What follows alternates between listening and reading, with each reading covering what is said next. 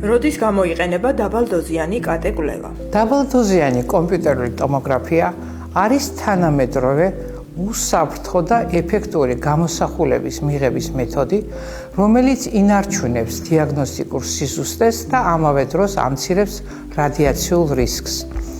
მისი მთავარი გამოყენება დღესდღეობით გახლავთ ფილტვის კიბოს სკრინინგი, თუმცა ისიც უნდა გავითვალისწინოთ, რომ ფართოდ გამოიყენება ფილტვის სხვადასხვა ქრონიკული დაავადების მონიტორინგისათვის. კერძოდ, სხვადასხვა წარმოშვების ნოდულების, ანუ კვანძების, ინფილტრატების, ფილტვის ემფიზემის დიაგნოსტიკასა და შეფასებისათვის. როგორია პაციენტის შერჩევის კრიტერიუმები? დაბალდოზიანი კომპიუტერული ტომოგრაფია დღესდღეობით ყველაზე კარგად გამოიყენება ფილტვის კიბოს ადრეული დიაგნოსტიკის სკრინინგში. სკრინინგი ეკუთვნის პაციენტებს, რომლებიც არიან 50-დან 80-მდე ასაკში. ყველა მწეველი პაციენტი, მიუხედავად სიგარეტის ტიპისა, იქნება ეს ელექტრონული თუ ნებისმიერი მოდიფიკაცია მისი, აგრეთვე ეგრეთ წოდებული ყოფილი მწეველები, თუ სიგარეტზე თავის დანებებიდან გასულია 15 წელიწადზე ნაკლები. როგორია სკრინინგის ჩატარების სიხშირე? ამჟამად მოწოდებულია შემდეგი რეკომენდაცია, რომ სკრინინგის მიზნით უნდა ჩატარდეს წელიწადში ერთჯერ, ოღონდ ეს იმ პაციენტებში, რომლებიც აგრძელებენ მოწევას.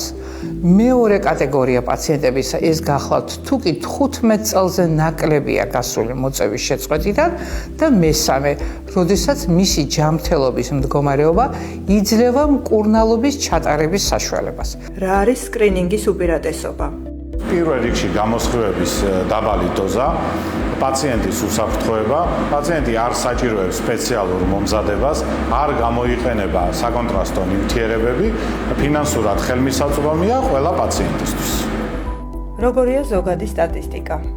2020 წელს ჰოლანდიურ-ბელგიურმა კვლევამ სახელწოდებით ნელსონ გამოაქვეყნა დაბალდოზიანი კომპიუტერული ტომოგრაფიის სკრინინგის შედეგები, რომელიც ჩატარდა 15,000 ადამიანზე და ამ კვლევის შედეგად დაიდო შემდეგი ციფრები. კერძოდ, ქალბატონებში შემცირდა სადღაც 33%-ით, ხოლო მამაკაცებში 24%-ით იმ ადამიანების რაოდენობა, რომელთაც დაუდგინდათ და შემდეგ განუვითარდათ ფილტვის სიმსივნე.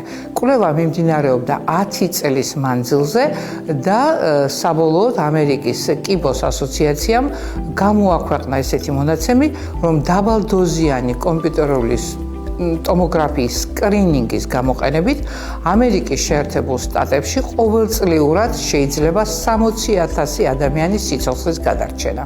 რას გვეტყვით ფილტვის ბიოპსიის შესახებ? დაბალდოზიან კომპიუტერულ ტომოგრაფიას ძალიან ფართოდ ვიყენებთ ფილტვის კიბოს დიაგნოსტირებისთვის, ფილტვის ბიოპსიისთვის ან ოპერაციისთვის მოსამზადებლად.